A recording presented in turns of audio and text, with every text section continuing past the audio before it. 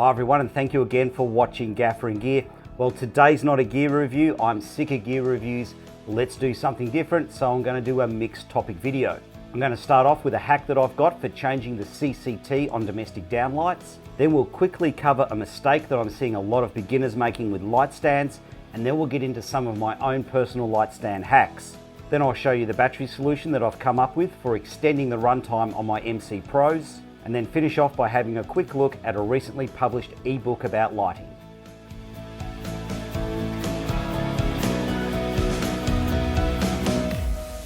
Okay, here's a scenario. We're on a shoot, we've got multiple downlights, they're warm white, and the cinematographer says, I want the downlights on, but I don't want them warm white, can you make them daylight? Rather than going around and trying to gel everything, most modern LED downlights actually have 3 Kelvin settings. They've usually got 3000 Kelvin, 4000 Kelvin, and somewhere around 5600 to 6000 Kelvin. So all we need to do is access the back of this and see if it's got a switch. All right, so the first trick is getting this out of the hole in the ceiling. So what you do is you grab the edges and you pull down on it. Now, at this point, I'm going to slow down and explain a few things. So we've got clips here that hold the light into the ceiling. Okay, so when I pull this down, those clips are going to come out of the hole and slam down. So just make sure your fingers are nowhere near those clips. So imagine how painful this would be if it hit your fingers.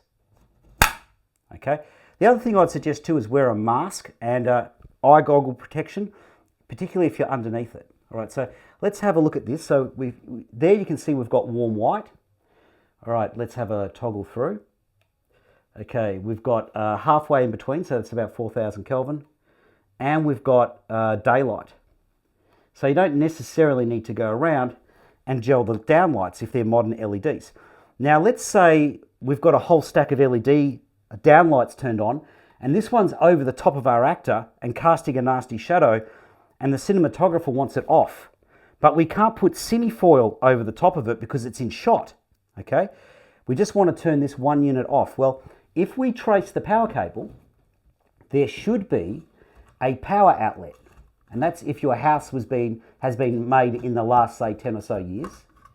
There should be a power outlet here. So we can just disconnect this from the power, feed all the cables back in, and then put this back into place.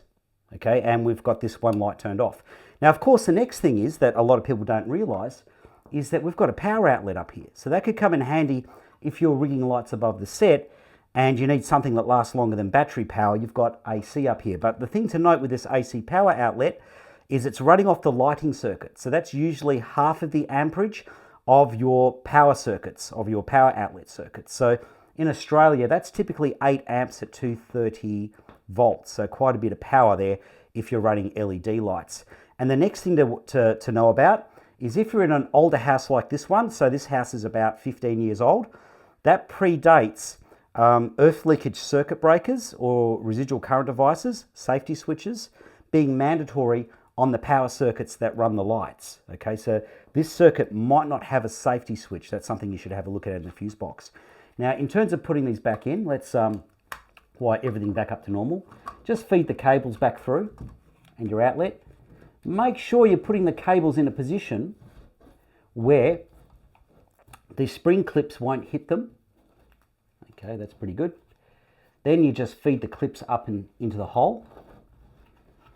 Feed it a little bit of the way in and let go. And there you are, back to normal. All right, so let's quickly go through some stand hacks. We'll start off with a real basic one, then we'll get into a couple of my tricks. So one thing I've noticed recently is a lot of young assistants don't really know which column to select when they're going to raise a light. Instead of using one of the top sections to raise the light stand up, they raise it from the bottom section. All right, so what's wrong with this? So let's say they get it to a height. The cinematographer says, that's great, lock it there. And then the cinematographer says, let's go up a little bit higher. Well, that's it. We're out of sections and we can't get to the other ones because now they're at the top. But here's the other thing that I don't like about this, with people doing this. All right, so we've got multiple sections of pipe. We've got 1, 2, 3, and 4. Okay, so if you do this, if you raise it up from the bottom section, we now have one section of pipe with 3 sections overlaid here. Okay, so this is incredibly top heavy now because there's more steel up here than there is down here. So even with this one shop bag on, this is incredibly top heavy and dangerous, okay? Whereas if we raised it up the correct way,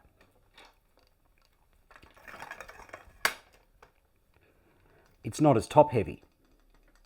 Now let's get into some of my own personal habits and hacks. So we've already established that I like to adjust the height from the top stages first, not the bottom stages, but I also like to have all of my lock-offs beautifully aligned. Quite often I'm on jobs where I don't have an assistant, okay? So the cinematographer might be coming along and making adjustments to lights when I'm not in the room, okay? I might be in the toilet, I might be adjusting a light coming through a window. I'm not necessarily on set when some of those trims are being made. So when I walk back onto a set, I do a quick scan around of the light stands. So if I see something like this, a light where the height has been adjusted from a lower stage instead of a top one, and the lock-offs aren't beautifully aligned, I know that somebody other than me has come along and adjusted this stand.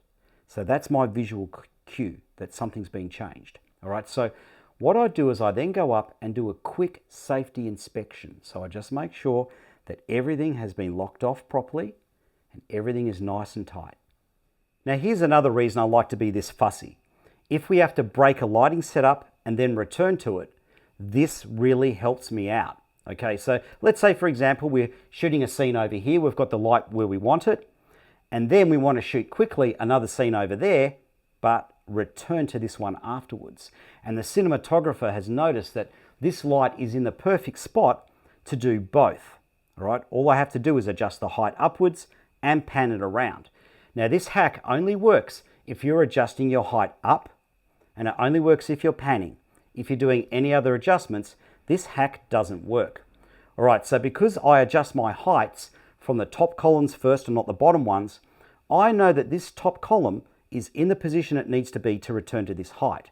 So if I need to do an adjustment up or down, up mainly, I have to use the other columns, okay? And let's pan it off. All right, so we've finished shooting our scene over there, and the cinematographer's hoping I can get the light back pretty close to where it was. All right, so I know that if I drop this column down so that it touches the one below, that's the correct height. And if I line up OCD, my columns, I should be reasonably close. Let's take a look. Oh, I'm about half a finger out. Now let's get into my battery hack for my MC Pros. So I've got loads of MC Pros, and where I use these is if I need to get an accent on a set. So you can just hide these behind something, get a glow, and you don't have to run a power cable because they've got an internal battery. That's the advantage of them. But of course the battery goes flat. So I wanted to extend the runtime on these, but I didn't want to have a big battery that was hard to conceal. That would defeat the purpose of having a small MC Pro light. So I wanted a battery that was about the same size as the MC Pro, and I found these Ancors. Now they're not the highest capacity batteries in the world, but they tick the box that I want, and that is they're very small, the same size as the MC Pro. So I've got a kit of 8 of these batteries here that I've made up. Got my little charging station and some cables as well. All right, so here's the hack. On the back of the MC Pro, you've got these magnets, and in the MC Pro kits, you get these pieces of metal that, of course, stick to the magnets. Now, on the back of that piece of metal, there is a piece of tape. If you remove that piece of tape, there is permanent adhesive underneath. Single use only. So what I've done is I've stuck these onto the batteries. So now I've got batteries that easily attach to the back of the MC Pro, and these little batteries have a built-in USB-C cable that just connects to the light like that. So this has extended my runtime from the 2-hour battery inside the MC Pro to not quite 7 hours, about 6.5 hours runtime at full brightness. Here's the hack, and this is where I use the batteries a lot. Because they're mounted with a magnet, I can slide them on the magnet and adjust the angle at which the light sits. So I'm finding that I'm using these batteries, even though I don't need them, just so I've got the ease of adjustment on the light. The next thing I'm going to talk about is a publication from one of my colleagues here in Australia. And that's Dave from Gold Coast Camera Hire, and he's also the co-founder of Creative Path Films. So he's got an ebook publication called Film Lighting Fundamentals. So this is an ebook designed for people starting out in lighting or cinematography. So as you can see from the chapters, it's got loads of information in it, but it is not a difficult read. It's actually designed as a reference guide that you can use on your mobile phone. It covers all your basic theoretical stuff like color temperature, exposure control, and inverse square law. It even has sections on calculating your power draw so you don't trip any circuits. But here's what I really like about this publication. It has a massive glossary of looks. So if you get asked for a look and you've got no idea what they're talking about, you can pull out your phone and look it up. But not only that, if you go to the next page, you've got a basic lighting diagram explaining how to achieve that look. And Dave's also got a massive educational YouTube channel. So you can have a look at it being practically achieved, not just in theory. So here's my thoughts on this publication. If you're a student, I'd recommend downloading it. If you're an educator in the film and TV sector, teaching cinematography or lighting, I would highly recommend downloading it and then deciding if this is something that you want your students to also have as a reference. If you work in the lighting department and you've got less than a couple of years of experience, I'd recommend spending your $40. Now, in my honest opinion, if you're not a film student and you've been working in lighting for 2 to 3 years, I don't think you're going to get your $40 worth out of this publication.